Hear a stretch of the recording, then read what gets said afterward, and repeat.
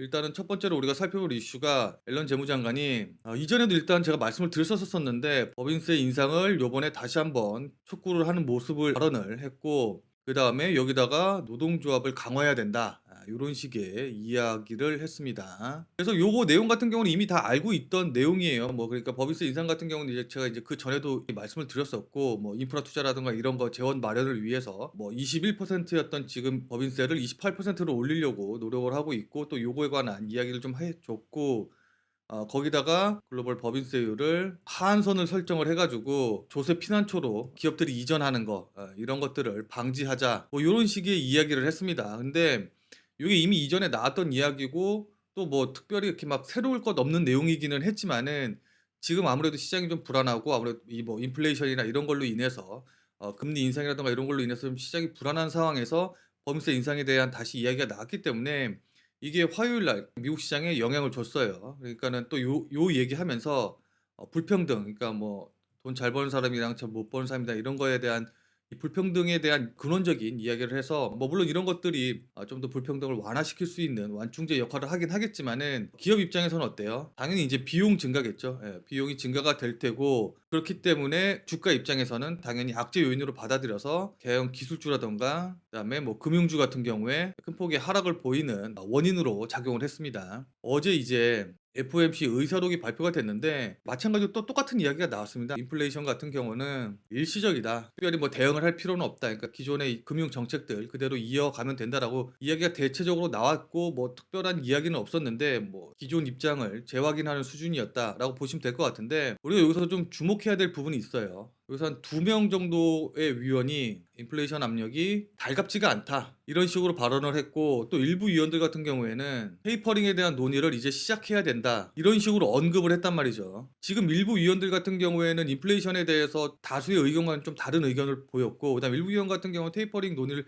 시작을 해야 된다고 언급을 하면서 이 테이퍼링이란 단어를 명시적으로 언급한 게 처음입니다. 요런 식의 언급이 명시적으로 나왔어요.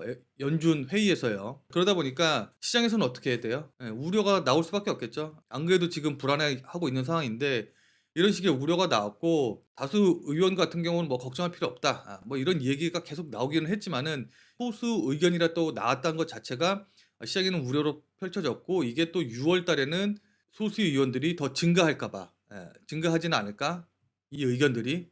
요런 걱정이 되게 마련이에요. 그쵸? 자, 그러다 보니까 시장에는 요런 경계심이 커졌고, 당연히 국채 금리는 뭐 이전처럼 막 되게 급등한 건 아니지만 그래도 상승을 하고, 그다음에 주식 시장도 출렁거리는 모습을 보여줬습니다. 그러니까는 그전에는 아예 생각을 하지 말라고 하고 있다가 일부 사람들이 인제 이런 식의 얘기를 하다 보니까 시장이 불안에 싹이 트기 시작을 했다고 보시면 좋을 것 같아요. 자, 그런 상황에서 암호화폐랑 유가가 급락하는 모습을 좀 보여줬죠. 일단 암호화폐 같은 경우는 뭐 워낙 뉴스가 많이 나와서 다들 아시겠지만은, 일단 다시 한번 좀 정리를 해 본다고 하면은, 앨런 머스크가 테슬라 이 자동차를 암호화폐로 구매할 수 있게 한다고 했다가 암호화폐가 가격이 막 올랐었었는데, 이 암호화폐 구매를 중단을 했죠. 말도 안 되는 환경 이유를 들면서요. 중단을 해서 요것 때문에 인제 하락하고 있던 도중에 중국에서 암호화폐 같은 경우는 지불 수단으로 애초에 사용될 수가 없다, 그리고 또 기관에서 만약에 금융기관에서 암호화폐를 활용한 어떤 활동을 한다고 하더라도 이건 다 허용되지 않고, 특히 기관에서 암호화폐를 이용한 활동을 하게 되면은 형사 처벌을 하겠다라는 식으로 이야기를 하다 보니까 지금 고점 대비해서 거의 한 50% 정도가 급락하는 모습을 좀 보여줬습니다. 뭐 물론 지금 다시 좀 반등이 나오고 있기는 한데 고점 대비해서 많이 빠져 있는 상황이기는 하죠. 자, 그리고 유가가 이란에서 그 핵 협상이 좀 진전을 보이고 있다라는 이야기가 나오다 보니까, 아무래도 이란에서 지금 원유 수출이 금지가 돼 있는데, 이러다 보니까 원유 공급이 좀 늘어나는 거 아니야? 이런 우려가 있었고, 또 하나 매주 원유 재고량을 발표하는데 원유 재고가 증가를 했습니다. 그러다 보니까 소비도 좀 떨어지나 보네, 이러면서 거의 한 이틀 동안, 2일 동안 5% 정도가 급락하는 모습을 좀 보여줬어요. 이해되시죠? 그래서 암호화폐 가격이 떨어지고 유가가 하락했다고 해 가지고서는 뭐 관련주들에게는 물론 영향을 줄 수 있긴 하겠지만은, 이것들이 다 뭐예요? 암호화폐랑 유가가 전부 다 위험 자산으로 분류가 되어 있어요, 변동성이 좀 크다 보니까. 근데 제 방송 많이 보신 분들은 아시겠지만은 이머징 마켓, 우리나라 증시는 뭘로 분류가 돼 있어요? 마찬가지로 위험 자산으로 분류가 돼 있죠. 이런 위험 자산이 급락하게 되면은 위험 자산에 대한 투자 심리가 당연히 악화가 될 것이고, 그렇게 되면은 우리나라 증시랑 이머징 마켓에 대한 증시에 대한 그 수급 요인도 당연히 불안해질 수밖에 없겠죠. 이해되시죠? 그래서 미국 시장 이슈로만 좀 본다고 하면은 지난 이틀 동안 조금 좋은 소식은 없고 좀 안 좋은 이슈들만 좀 있었습니다. 그래서 우리나라 증시는 좀 어떤 식으로 움직일까 좀 살펴본다고 하면은 화요일 날 증시 같은 경우에는 대만 증시가 한 5% 정도 급등하면서 마무리가 됐습니다. 물론 여기에는 대만 정부에서 코로나 확산되는 이 이슈가 뭐 생산이라던가 아니면은 수출에는 영향을 끼치지 않을 것이다, 이런 식으로 발표를 하면서 대만 증시가 5% 이상 급등으로 마무리가 됐고, 이에 따라서 화요일 날 우리나라 증시 역시도 1% 이상 상승하는 흐름으로 좀 마무리가 됐습니다. 그쵸? 그래서 요때 흐름이 좀 좋았었는데, 부처님 오신 날로 인해서 쉬는 동안에 미국 증시 같은 경우에 앞서 말씀드린 이슈들로 인해서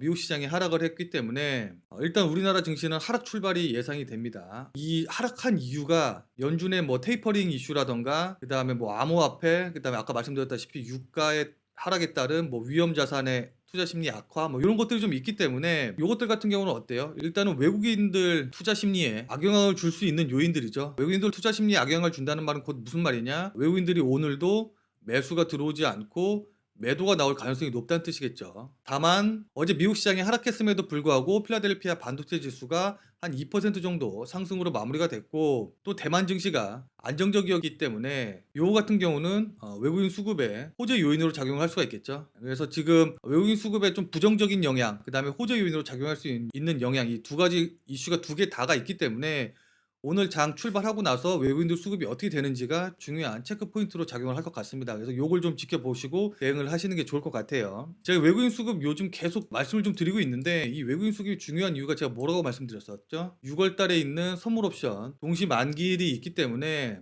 그리고 또 아까도 말씀드렸던 FOMC 회의가 또 예정이 돼 있고, 거기에서 또 금리 인상이라던가 테이퍼링에 관한 이슈가 더 불거질 가능성이 높기 때문에 이 6월 선물 옵션 동시 만기를 앞두고 외국인 포지션, 외국인 수급이 굉장히 중요하다고 말씀을 드리고 있어요. 그래서 외국인 수급, 그다음에 외국인 포지션 만들려면은 지금부터 어쨌든 외국인들이 계속 매수를 좀 해가면서 포지션을 만들어 줘야 되는데, 지금 그런 모습이 나오고 있지를 않다 보니까는 그런 부분에 있어서 제가 걱정이 되고 우려가 돼서 지속적으로 말씀을 드리고, 또 외국인들 포지션 잘 봐야 된다고 말씀 좀 드리고 있습니다. 이해되시죠? 근데 코스피 지수가 1% 이상 상승함에도 불구하고 외국인들은 매수가 들어오지 않았단 말이에요. 오히려 3,500억 원 정도 매도가 나왔기 때문에 이런 부분들을 좀 계속 관심 있게 지켜보실 필요가 있습니다. 이해되시죠? 그래서 지금까지의 외국인들 포지션, 선물 옵션 포지션을 좀 살펴본다고 하면은, 미래에셋에서는 200지수 기준으로 했었을 때 400 이하로 빠졌을 때 외국인들의 수익이 점점 더 늘어나는 거 확인해 볼 수 있고, 그 다음에 키움증권에서 봤었을 때는 외국인 수급이 370 정도 이하로 빠졌을 때 외국인들의 수익이 급증하는 걸 확인해 볼 수가 있죠. 지금 이 상태로 됐기 때문에 6월 달까지 계속 하락할 것이다, 이런 식으로 말씀을 드리는 게 아니고, 이게 계속 변할 겁니다. 이 그래프가 계속 변할 건데